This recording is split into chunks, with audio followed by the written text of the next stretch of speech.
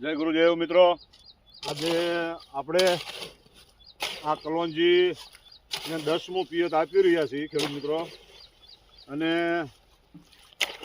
કલોંજીમાં 15 થી 20% દોડવા દેખાય છે અને ફૂલ હાલ તમારી નજર સામે દેખાય છે. અને આજે તારીખ 8/2/2026 એક મારે તમને ખાસ કહેવાનું છે ખેડૂત મિત્રો તરફ એક ખાસ ભલામણ કરવાની છે મિત્રો. કોઈ પણ ખેડૂત મિત્રો કલોંજીનો પાક વાવ્યો હોય તેમાં તમારે હાવ સરળતાથી આની અંદર મેં અત્યારે હમણાં જોયું તો થ્રીપ્સ ભરપૂર છે. થ્રીપ એટલે કે ઝીણી કથીરી જે આવે છે લાલ, તે તમને બતાવું, તમે નરી આંખે જોઈ શકશો.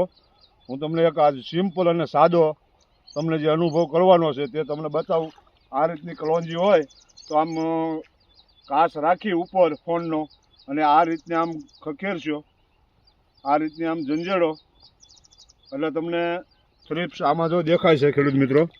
આ ઝીણી થ્રીપ્સ છે, આ જે દોડે છે તે જો આ તમારી આ નજર સામે છે તે તમે જોઈ શકશો.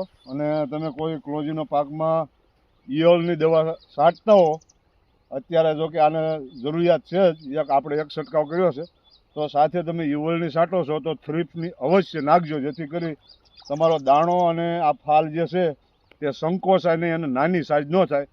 અને તમારો જે આ દોડવો થાય છે તે ભરાવદાર સારો એવો ગુણવત્તામાં થતો હોય છે, જેથી કરી તમે કોઈ પણ ઈયળની દવા તમારી પસંદગીની છાંટતા હો તેની સાથે થ્રીપ્સની દવા સારી એવી લઈ અને અવશ્ય છંટકાવ કરી દેજો. અને કોઈ ઘણા ખેડૂત મિત્રો કહે છે કલોંજીના પાકવાળા કે અમે ફૂગનાશક પણ નાખીએ છીએ સાથે, તો તમે પણ તમારી પસંદગીનું સારું એવું ફૂગનાશક પણ વાપરી શકો છો. આજે આપણે આ કલોંજીને 10મું પિયત આપી રહ્યા છીએ, તમે જોઈ શકો છો.